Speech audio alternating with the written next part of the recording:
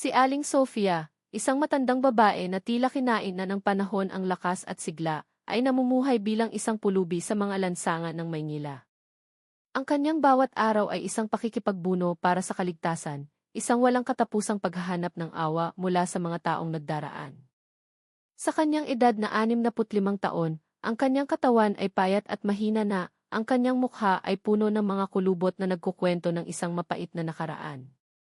Ang bawat guhit sa kanyang balat ay isang testamento sa mga taon ng pagtitiis at kalungkutan.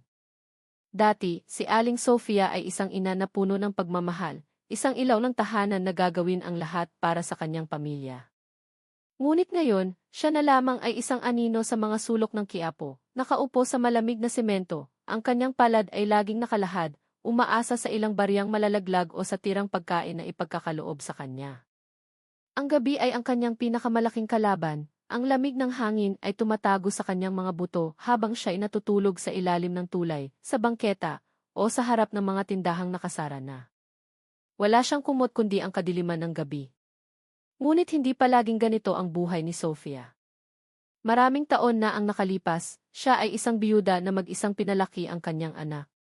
Ang kanyang asawa ay maagang pumanaw, at iniwan sa kanya ang responsibilidad na itaguyod ang kanilang nag-iisang anak, si Miguel. Si Miguel ang kanyang mundo, ang kanyang hininga, ang kanyang lahat. Nagtrabaho siya ng walang kapaguran bilang isang mananahi sa kanilang maliit na bayan sa Laguna, tinitiyak na hindi magkukulang sa anumang bagay ang kanyang anak. Subalit, isang malagim na pangyayari ang nagpabago sa lahat. Isang di pagkakaunawaan na nagsimula sa isang maliit na gulo sa kanilang barangay. Napagbintangan si Miguel, na noon ay teenager pa lamang, sa isang kasalanang hindi niya ginawa. Upang protektahan ang kinabukasan ng kanyang anak at ilayo ito sa kahihiyan, inako ni Sofia ang sisi. Sa tindi ng kanyang kahihiyan at sa pakiramdam na siya ay isang pabigat, gumawa siya ng isang desisyon na habang buhay niyang pagsisisihan. Lihim siyang umalis, iniwan ang lahat, sa paniniwalang ang kanyang paglayo ang magbibigay daan para sa isang mas magandang buhay para kay Miguel. Inakala niyang ang sakripisyong iyon ay isang gawa ng pagmamahal, ngunit ito pala ang naging simula ng kanyang walang katapusang pagdurusa. Ngayon, sa kanyang katandaan, nabubuhay si Sofia sa matinding pangungulila. Hindi niya alam kung ano na ang nangyari sa kanyang anak. Naabot kaya ni Miguel ang kanyang mga pangarap? Naaalala pa kaya siya nito? Ang mga tanong na iyon ay parang mga multo na bumabagabag sa kanyang isipan sa bawat sandali ng kanyang pag-iisa. Sa kabila ng lahat, hindi siya nawawala ng pag-asa. Sa bawat pag-upo niya sa gilid ng kalsada, pinagmamasdan niya ang mukha ng bawat taong dumadaan. Umaasang isa sa mga ito ay si Miguel, ang anak na dati niyang niyayakap ng mahigpit. Ngunit lumipas ang mga taon, at ang pag-asang iyon ay unti-unting naglaho, nilamon ng malupit na realidad ng buhay sa lansangan. Walang sinuman ang nakakaalam na si Aling Sofia, ang pulubing kanilang nilalampasan araw-araw, ay may isang nakaraan na malayo sa kanyang kasalukuyang kalagayan. Siya ay nagmula sa isang marangal na pamilya, isang ina na puno ng pag-asa para sa kanyang anak. Ngunit ang tadhana ay may sariling paraan upang bawiin ang lahat. Dahil sa mga problema sa pamilya at sa bigat ng kahirapan, naramdaman ni Sofia na siya ay nagiging hadlang sa kinabukasan ni Miguel. Ang desisyon niyang umalis ay nag-ugat sa pag-ibig, ngunit nagbunga ito ng pagkakawalay na hindi niya kailanman inasahan. Ang hindi alam ni Sofia, tinupad ni Miguel ang lahat ng pangarap na itinanim niya sa puso nito. Ang kanyang anak ay isa na ngayong iginagalang na kapitan sa hukbong katihan ng Pilipinas, isang simbolo ng tagumpay at dedikasyon na isinilang mula sa sakripisyo ng isang ina. Ngunit, sa kabila ng kanyang tagumpay, hindi kailanman nalaman ni Miguel kung nasaan ang kanyang ina. Ang kanilang ugnayan ay naputol, at sila ay nabuhay sa kani-kanilang mundo, pinaghiwalay ng panahon at ng mga pangyayari. Si Aling Sofia, na nakaupo sa isang sulok ng Quiapo, ay hindi kailanman ikinuwento ang kanyang buhay kaninuman. Para sa mga tao, isa lamang siyang matandang pulubi na walang pangalan, walang kwento. Ngunit sa kanyang puso, buhay na buhay ang alaala ni Miguel, ang anak na kanyang iniwan. At si Miguel naman, sa likod ng kanyang uniforme at ranggo, ay dala-dala ang isang sugat na hindi naghihilom, ang pagkawala ng kanyang ina. Sila ay dalawang kaluluwang nangungulila, pinaghiwalay ng isang malupit na tadhana. Isang hapon, gaya ng dati, nakaupo si Aling Sofia sa gilid ng isang abalang kalsada sa Maynila. Ang init ng araw ay tumatama sa kanyang balat, ngunit mas matindi ang hapdi ng gutom sa kanyang sikmura. Sa kanyang harapan ay isang basong plastik, kung saan nakalagay ang kanyang maliit na pag-asa, ang mga baryang nagmumula sa mga maawaing dumaraan. Nakayuko ang kanyang ulo, matyagang naghihintay. Biglang naputol ang katahimikan ng isang pulis ang lumapit sa kanya. Ang mga hakbang nito ay mabibigat, at ang kanyang mukha ay puno ng galit at pagmamataas, isang refleksyon ng kapangyarihang inaabuso. Walang anumang pag-aalinlangan, tinitigan niya si Aling Sofia nang may pagkasuklam, na para bang ang presensya ng matanda ay isang dumi sa tanawin ng maingay na lansangan. "Hoy, matanda! Ano pang ginagawa mo rito?" "Alis," sigaw ng pulis. Ang mga salita niya ay matatalas at walang anumang habag. Tumusok ang mga ito sa pandinig ni Sofia, na tanging nagawa ay yumuko palalo, hindi magawang lumaban. Hindi pa nasiyahan sa paninigaw, sinipa ng pulis ang basong plastik ni Sofia. Ang mga baryang pinaghirapan niyang ipunin sa buong maghapon ay tumilapon sa kalsada, gumulong sa iba't ibang direksyon. Napuno ng luha ang mga mata ni Sofia habang pinipilit niyang abutin ang mga barya, ngunit ang kanyang mahinang katawan ay hindi makagalaw ng mabilis. Napanood na lamang niya ang ilan sa mga ito na mayapakan ng mga taong walang pakialam na naglalakad. Ang pulis, sa halip na tumigil, ay lalo pang naging marahas. Nagbanta ito na aalisin niya si Aling Sofia sa lugar na iyon. Ang insidente ay nakakuha ng atensyon ng maraming tao, ngunit walang sinuman ang naglakas loob na lumapit. Sila ay naging mga tahimik na saksi sa hindi makataong pagtrato sa matanda. Ang ilan ay nakaramdam ng awa, ngunit karamihan ay nanatiling nakatayo lamang, takot na kalabanin ang isang alagad ng batas. Si Aling Sofia, habang nanginginig ang mga kamay, ay sinubukang humingi ng tawad kahit wala siyang kasalanan. Ang kanyang boses ay mahina, halos isang bulong na lamang, ngunit hindi ito pinansin ng pulis. Para kay Sofia, ang pangyayaring ito ay isa lamang sa maraming sugat na kanyang natamo sa buhay, ngunit sa pagkakataong ito, ang sakit ay mas malalim. Sinira nito hindi lamang ang kanyang katawan, kundi pati na rin ang kanyang pag-asa. Sa gitna ng maraming tao, tanging pagtangis ang kanyang nagawa, habang ang pulis ay umalis ng may pagmamalaki, iniwan siyang nakalugmok sa mainit na aspalto. Hindi pa natapos doon ang kalupitan ng pulis. Patuloy itong nagsalita ng masasakit. Ang boses niya ay malakas at puno ng galit, na para bang nais niyang ipakita sa lahat ang kanyang kapangyarihan. "Mga basura kayong tulad mo ang nagpaparumi sa syudad na to," sigaw niya, ang kanyang mukha ay nagpapakita ng matinding pagkamuhi. Si Aling Sofia, na ang katawan ay nanghihina na, ay nanatiling tahimik, nakayuko sa takot. Wala siyang lakas upang sumagot. Ang kanyang mga luha ay nagsimulang dumaloy, ngunit sinubukan pa rin niyang ayusin ang kanyang basong plastik. Isang simpleng kilos na nagpapakitang ang tanging nais niya ay mabuhay. Ngunit hindi pa rin tumigil ang pulis. Sa lalo pang pagyayabang, lumapit ito kay Sofia at tinulak ang kanyang matandang katawan. Bumagsak si Aling Sofia sa lupa. Ang kanyang payat na katawan ay tumama ng malakas sa semento. Sinubukan niyang gamitin ang kanyang mga kamay upang suportahan ang sarili, ngunit nanginginig ang mga ito at walang lakas. Sinubukan niyang bumangon, ngunit hindi na kaya ng kanyang katawan. Sa kalagayang iyon, umiyak na lamang siya habang humihingi ng tawad. "Patawarin niyo po ako, sir. Naghahanap lang po ako ng makakain," sabi niya sa isang mahinang boses.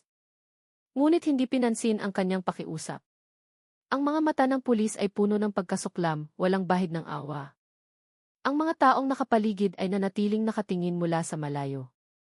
Ang ilan sa kanila ay nais tumulong, ngunit ang kanilang tapang ay pinipigilan ng unipormeng suot ng pulis. Ang unipormeng dapat sana isimbolo ng proteksyon ay naging panangga para sa isang malupit na gawain. Nagbubulungan na lamang ang mga tao, nagpapakita ng kanilang awa kay Sofia, ngunit walang sinumang kumilos. Ang takot na kalabanin ang otoridad ang nagtulak sa kanila na manahimik, kahit na ang kanilang mga puso ay sumisigaw sa galit. At si Aling Sofia, na nakahandusay sa lupa, ay huminga na lamang ng malalim, tinatanggap ang pangyayari bilang isa na namang dagok ng kanyang mapait na kapalaran. Sa gitna ng mga taong tahimik na nanonood, may isang binata na hindi na natiis ang kanyang nakikita. Isa siyang maliit na tindero sa bangketa na madalas makita si Aling Sofia na namamalimos. Alam niyang hindi kailanman ng gulo ang matanda. Sa pagkakita niya sa ginagawang kalupitan, kumulo ang kanyang dugo. Nais niyang gumawa ng paraan, ngunit alam niyang wala siyang laban sa pulis. Bigla niyang naalala ang isang kwento mula sa ibang mga taga roon, isang opisyal ng army na kilala sa pagiging matapang at makatarungan na minsan ay bumili sa kanyang paninda. Nanginginig ang kamay, kinuha niya ang kanyang telepono at mabilis na tinawagan ang numerong nakatago sa kanyang contact list, umaasang makakatulong ito. Hindi niya alam, ang taong kanyang tinatawagan ay si Kapitan Miguel Reyes, ang anak mismo ni Aling Sofia. Nang sumagot ang telepono, isang matatag na boses ang narinig mula sa kabilang linya. Anong problema? Tanong ni Kapitan Miguel, puno ng otoridad. Mabilis na ipinaliwanag ng binata ang sitwasyon. Hindi niya binanggit ang pangalan ng matanda, ngunit sa kanyang nagmamadaling boses, naramdaman ni Kapitan Miguel ang bigat ng pangyayari. Walang pag-aalinlangan, tinanong ni Miguel ang eksaktong lokasyon. Pagkatapos marinig ang paliwanag, agad niyang ibinaba ang telepono at naghandang umalis. Sa kanyang puso, may kakaiba siyang naramdaman. Isang kaba na hindi niya maipaliwanag. Bilang isang opisyal na may mataas na pagpapahalaga sa katarungan, hindi niya maaaring palampasin ang ganitong uri ng pang-aabuso. Mabilis niyang iniwan ang kanyang opisina sa Fort Bonifacio at inutusan ang kanyang driver na magtungo sa Quiapo sa lalong madaling panahon. Habang nasa biyahe, ang kanyang isip ay puno ng tanong. Sino kaya ang matandang iyon? Bakit ganito na lamang ang epekto sa kanya ng kwento? Ang hindi niya alam, siya ay patungo sa isang pagtatagpo na babago sa kanyang buhay magpakailanman. Nang huminto ang sasakyan ni Kapitan Miguel malapit sa lugar ng insidente, agad na nakuha ng atensyon niya ang malaking kaguluhan. Nakita niya ang isang maliit na grupo ng mga tao na nakapalibot sa isang matandang babae na nakahando sa isalupa, habang isang pulis ang nakatayo malapit dito na mayabang pa rin ang tindig. Nanigas ang katawan ni Miguel. Ang kanyang mga mata ay matalas na pinagmasdan ang sitwasyon. Ngunit bigla siyang natigilan nang makilala niya ang babaeng nasa gitna ng lahat. Huminto ang kanyang paghinga. Ang matandang babae, na may mahinang katawan at mukha na puno ng kulubot, ay ang kanyang ina, si Sofia. Ang ina na ilang taon na niyang hinahanap. Para bang huminto ang oras at ang buong mundo ay tumahimik. Ang lahat ng pangungulila, pagsisisi at pag-asa na matagal na niyang kinimkim ay biglang bumuhos. Nakatayo si Miguel ng ilang segundo, sinusubukang pakalmahin ang nagwawalang emosyon sa kanyang dibdib. Nais niyang tumakbo papalapit sa kanyang ina, ngunit ang kanyang mga paa ay parang nakapako. Paano nangyaring narito ang kanyang ina? Nakahandusay sa lupa at tinatrato na parang hayop. Bakit hindi niya ito nahanap ng mas maaga? Ngunit nang makita niyang sinusubukang bumangon ng kanyang ina gamit ang nanginginig nitong mga kamay, hindi na niya napigilan ang sarili. Sa mahahaba at matatag na hakbang, lumapit siya. Inay, ang tanging salitang lumabas sa kanyang bibig. Si Aling Sofia, na hirap bumangon, ay dahan-dahang tumingala. Nang magtama ang kanilang mga mata, natigilan siya, hindi makapaniwala sa kanyang nakikita. Sa isang iglap, lumuhod si Miguel sa kanyang harapan at niyakap ng mahigpit ang mahinang katawan ng kanyang ina. Umiyak si Sofia sa kanyang balikat. Hindi niya kailanman inakala na ang anak na matagal na niyang pinanabikan ay darating sa sandaling siya ay pinanghihinaan na ng loob. Niyakap ni Miguel ang kanyang ina na para bang takot na muli itong mawala. Nay, ako po ito, si Miguel, sabi niya habang nanginginig ang boses. Dumaloy ang luha sa kanyang mga pisngi, ngunit wala siyang pakialam. Ang tanging mahalaga ay malaman ng kanyang ina na nandyan na siya, at hindi na niya hahayaang magdusa pa ito. Sa gitna ng mga taong tahimik na nanonood, ikinuyom ni Miguel ang kanyang kamao, at ang kanyang mga mata ay lumingon sa pulis na nakatayo, hindi kalayuan. Ngunit bago niya harapin ang sinuman, siniguro niya munang ligtas ang kanyang ina sa kanyang mga bisig. Ang pagtatagpong iyon ay hindi lamang nagdugtong sa dalawang pusong matagal nang nagkawalay, kundi nagsindi rin ng apoy sa puso ni Miguel upang ipaglaban ang katarungan para sa taong pinakamamahal niya. Matapos niyang masigurong nasa maayos na kalagayan ang kanyang ina, dahan-dahang tumayo si Miguel. Ang kanyang tingin ay nagbago, matalas at puno ng nag-aalab na galit. Tumayo siya ng tuwid, ang kanyang tindig ay nagpapakita ng otoridad ng isang opisyal ng hukbong katihan. Walang pag-aalinlangan, lumapit siya sa pulis na nanatiling nakatayo. Ang mukha ng pulis, na kanina'y puno ng kayabangan, ay unti-unting namutla ng magtama ang kanilang mga mata. Ano sa tingin mo ang ginagawa mo sa isang matandang babae? Alam mo ba kung sino siya? Tanong ni Miguel. Ang kanyang boses ay matatag at umalinggaw sa buong lugar. Ang pulis, na kanina'y pakiramdam ay makapangyarihan dahil sa kanyang uniforme, ay nagsimulang manghina. Ang kanyang mga kamay ay nanginginig at dahan-dahan siyang umatras. Hay, hindi ko po alam, sir, sabi niya, nauutal. Ang kanyang boses na kanina'y puno ng pananakot ay naging mahina at puno ng takot. Hindi niya inasahan na ang matandang kanyang minamaltrato ay ina pala ng isang mataas na opisyal ng militar. Ang uniforme ni Miguel, na perpektong nakasuot at sumisimbolo sa disiplina, ay sapat na upang matunaw ang tapang ng pulis. Hindi mo alam? Ang hindi mo alam ay hindi dahilan para tratuhin mo ang isang tao na parang hayop, sigaw ni Miguel. Lalo pang natigilan ang mga tao. Lumapit pa si Miguel hanggang sa halos magkadikit na sila ng pulis. Suot mo ang unipormeng dapat sana ay nagpoprotekta sa mamamayan, hindi para mang-api sa kanila. Sa tingin mo ba, binibigyan kanya ng karapatang gawin ang kahit anong gusto mo? Ang bawat salita ni Miguel ay parang isang punyal na tumatark sa dibdib ng pulis.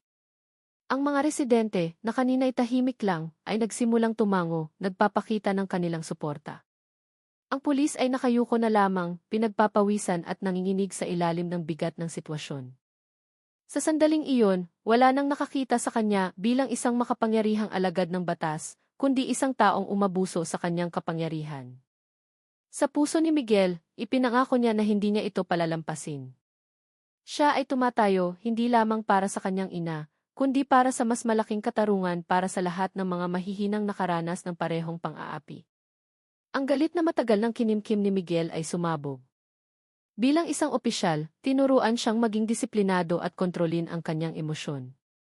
Ngunit sa pagkakataong ito, gumuho ang lahat.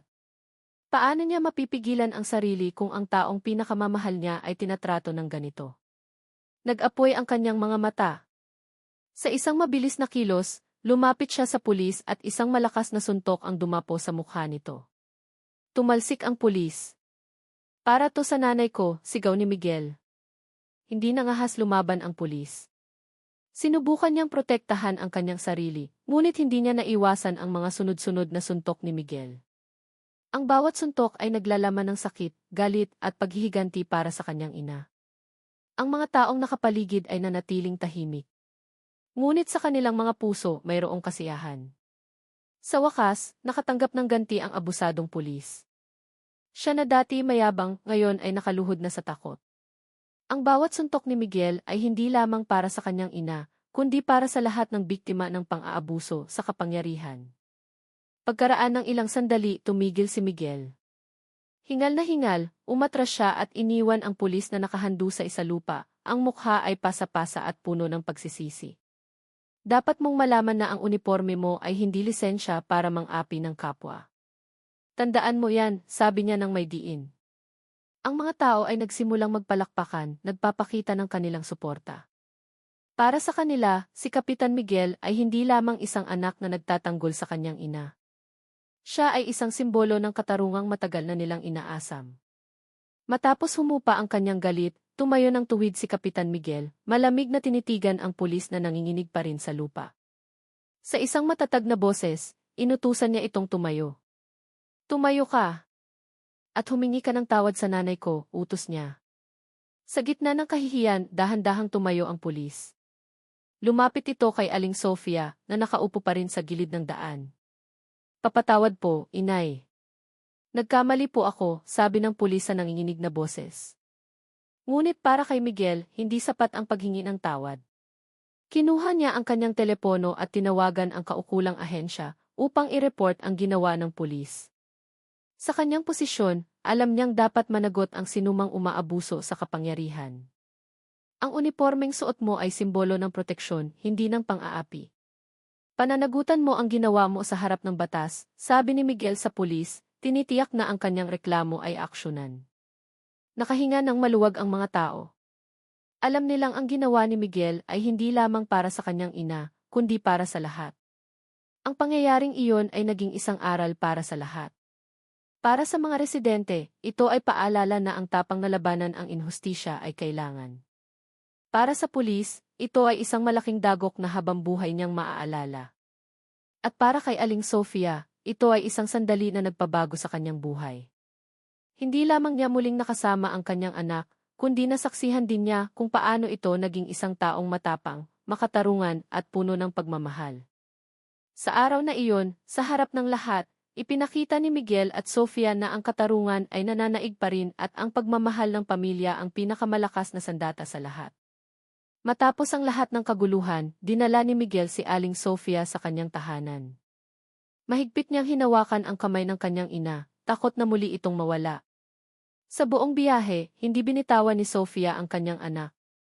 Ang kanyang mga luha ay patuloy na dumadaloy, ngunit ito ay luha na ng kaligayahan. Anak, ikaw nga ba talaga yan? Ikaw nga ba si Miguel ko? Tanong ni Sofia. Opo, Nay, ako po ito. Simula ngayon, hindi na po kayo maghihirap, sagot ni Miguel ng mailambing. Ang biyaheng iyon ay hindi lamang isang pisikal na paglalakbay, kundi isang emosyonal na paglalakbay na muling nagdugtong sa kanilang mga puso. Pagdating nila sa bahay ni Miguel, lalong naging emosyonal ang lahat. Inalalayan ni Miguel ang kanyang ina papasok sa isang simple, ngunit komportabling tahanan. Namangha si Sofia sa kanyang nakita. Anak, hindi ko akalain na magiging ganito ka. Ipinagmamalaki kita, sabi niya. Ngumiti lamang si Miguel. Lahat po ng ito ay dahil sa mga panalangin niyo, Nay. Patawarin niyo po ako kung ngayon ko lang kayo nahanap. Umiling si Sofia. Sapat na sa akin na magkasama na tayong muli. Nang gabing iyon, nag-usap sila ng matagal. Ikinuwento ni Miguel ang kanyang pinagdaanan at ipinagtapat naman ni Sofia ang dahilan ng kanyang pag-alis. Ipinangako ni Miguel sa kanyang ina na hindi na niya ito hahayaang magdusa pa. Dito na po kayo titira, Nay. Aalagaan ko po kayo gaya ng pag-aalaga niyo sa akin noon. Muling umiyak si Sofia, ngunit sa pagkakataong ito, may ngiti na sa kanyang mga labi. Ang kwentong ito ay isang paalala na ang pagmamahal ng pamilya ang pinakamahalaga sa lahat. Gaano man kahirap ang buhay, ang pag-ibig sa pagitan ng isang ina at anak ay hindi kailanman maglalaho. Natanto ni Miguel na ang lahat ng kanyang tagumpay ay walang kabuluhan kung wala ang kanyang ina. Ang kanilang muling pagkikita ay nagturo sa lahat na ang kabutihan, katarungan at pagmamahal ay dapat palaging manaig, lalo na para sa pamilya, dahil sila ang tunay na lakas sa ating buhay.